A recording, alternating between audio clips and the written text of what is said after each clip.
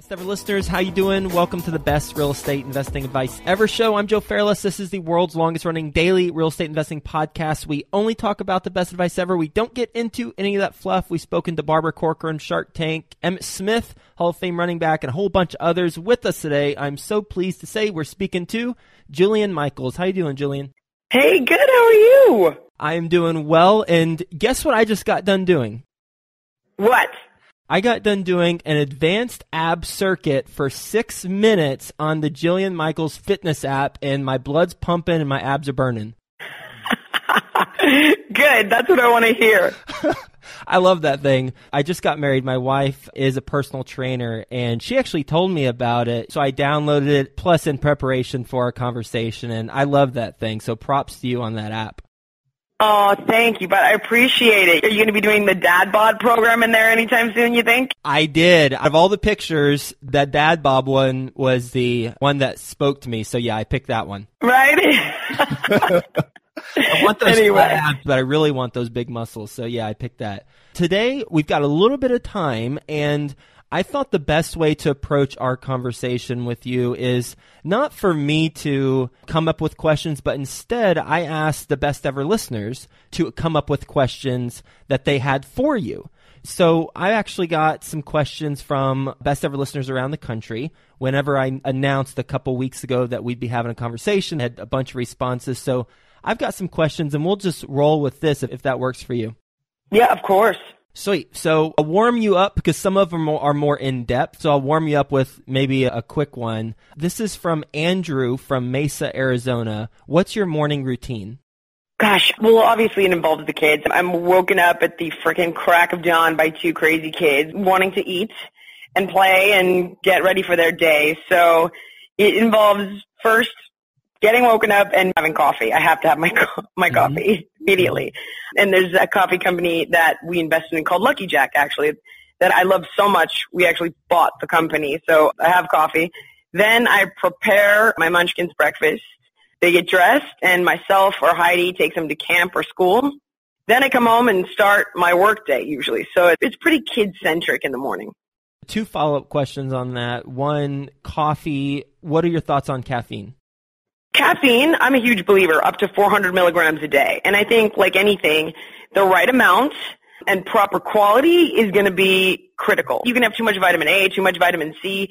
Caffeine in the right dosage and the right quality has been shown to inhibit type 2 diabetes and improve insulin resistance. It's literally improves cognitive function, theoretically helps to prevent Alzheimer's, helps to inhibit pancreatic cancer. It's a performance enhancer in the gym.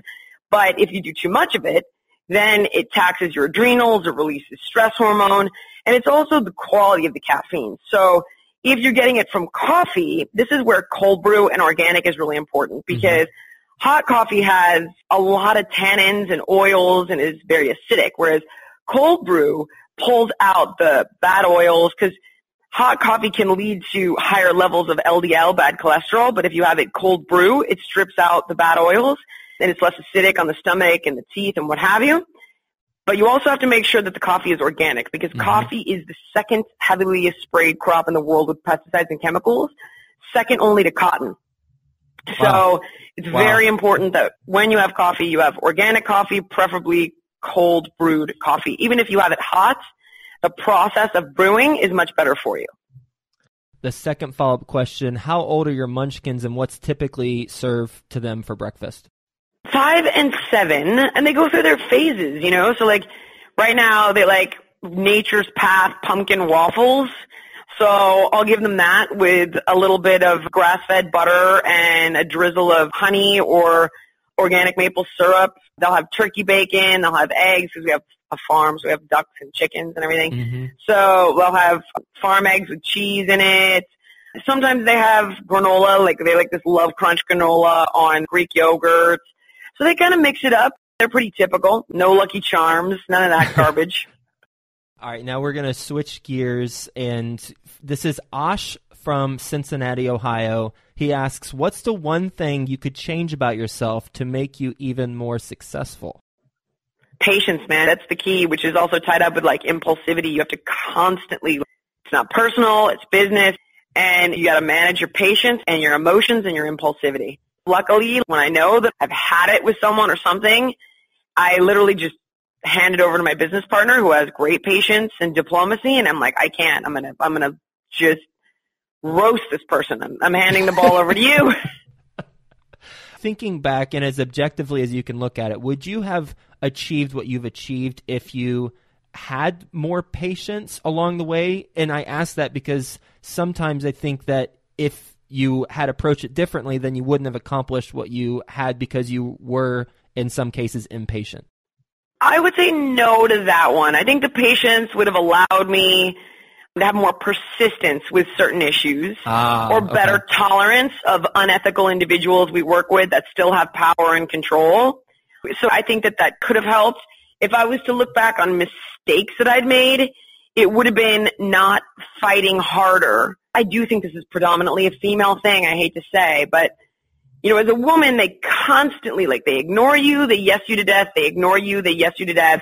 Then you end up throwing a tantrum trying to get your way because you've tried a million other directions or a million other avenues to get them to listen, and then you're difficult and you're a bitch and all that stuff. So the one thing that I wish I had done in these instances where there were times I knew decisions were bad, choices were poor, and I thought, well, they probably know more than me. Mm-hmm. They're a producer after all, or they're a buyer at this big box store, so they probably know better than me. And then what happens is the project doesn't work, and everyone blames you anyway.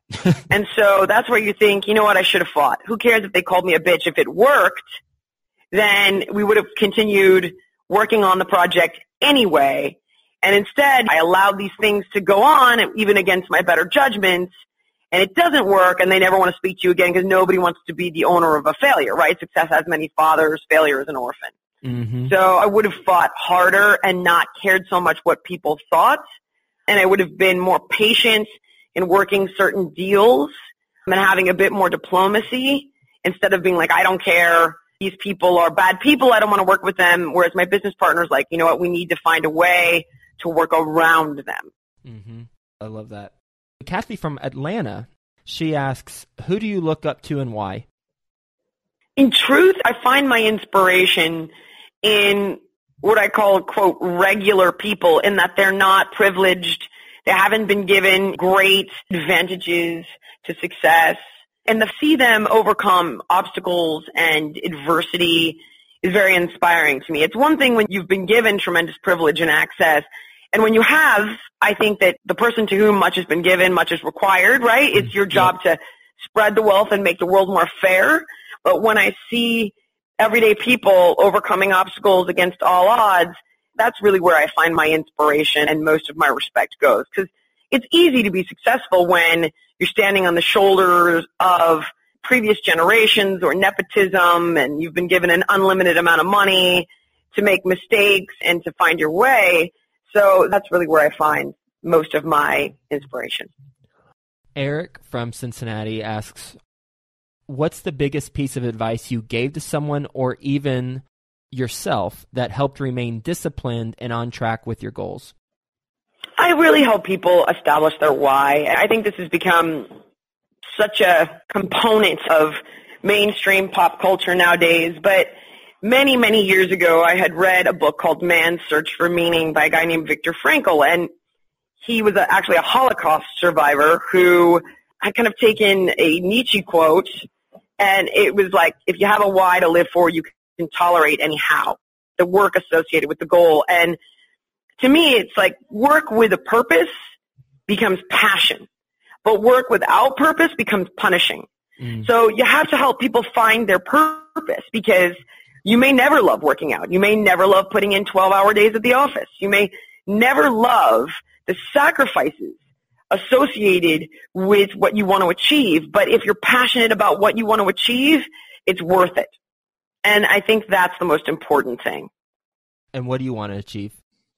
God, my goals are very diversified. Obviously, I have goals for my family and my kids and what kind of parents I want to be and for how long, the longevity and the quality of my ability to parent my kids. And in fact, my son is home right now with chicken pox, which is why I had to take my daughter to camp today. So if you happen to hear that in the background, so it's being around for my kids and being an active parent with my kids. That's important to me for years and years to come. I think also on a professional level, it's about being a platform and a channel for up-and-coming brands and personalities that I think present affordable and accessible alternatives to better-for-you options, whether it's food or boutique fitness or healthy supermarkets online that thrive, that beat the food desert issue and the affordability issue, and petition to make food stamps available for healthier products. And to me, when I look at my brand, it's how do I use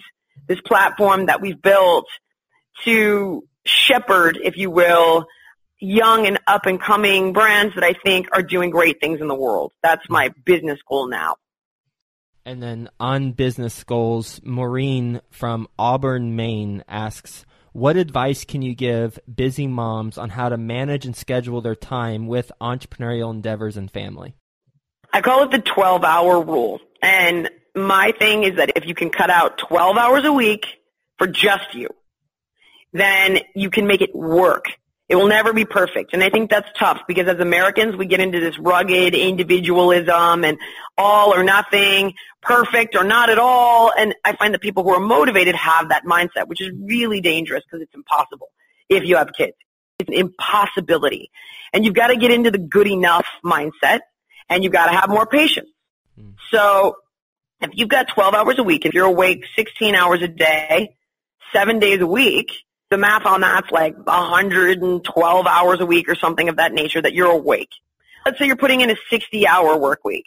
Now you're left with like 50 hours, and you take 40 of them, and they're all about your family and your kids. You can still find 10 hours to focus on you, 10 to 12, and you have to schedule it.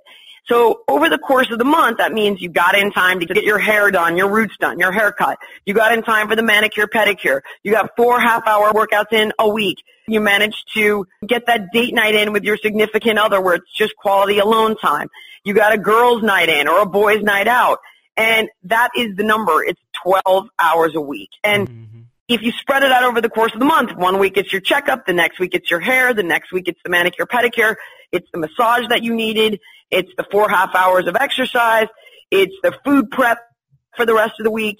And you got to appreciate that it doesn't happen all at once. It's a slow and steady burn of moving yourself in the right direction. But that's what I do. And look, I owe people answers on things right now.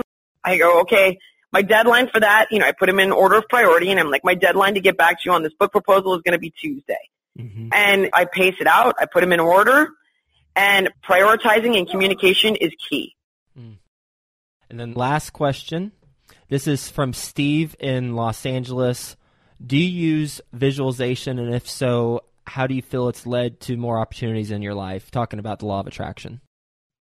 In truth, I don't necessarily know that I believe in the law of attraction in that it's like, think money and money will come.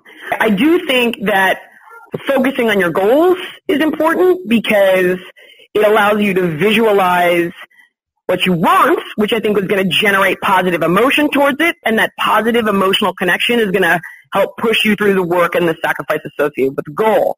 So I think there's benefit there. But you also need to educate yourself about the goal, chart a very deliberate and specific roadmap of informed actions to take towards the goal in order to find inevitable success and learn from the mistakes along the way. But when you get into, like, the law of attraction makes me a little nervous in that it's like, oh, I just focus on it and it comes. That's total BS. Complete scam. That whole book, The Secret, is a total scam. And it really bothers me, and I think it's done a massive disservice to so many people in the world. Well, Jillian, thank you for being on the show, from talking to us about the 12-hour rule for how we juggle priorities, which you are right now. I mean, you got one of the kiddos with chicken pox, and I appreciate you taking some time to talk to us, to identifying what our purpose is. To one of the really things that stood out to me was the patience aspect, where you mentioned if you had more patience at times, then you would have more persistence. The patience and persistence connection I had never thought of. So thanks for being on the show. Hope you have a best ever day. Where should the best ever listeners go to learn more about what you got going on? Oh, I would just say, look, you can go to my social media channels, which is my name, of course, or go to JillianMichaels.com and you can check out the app, and it's available on iOS and Android, and it's pretty much the hub for everything that we do that's Jillian Michaels brand based. So I just say JillianMichaels.com. Jillian, thanks for being on the show. Talk to you soon, and we'll have a best ever day. Thank you. You too.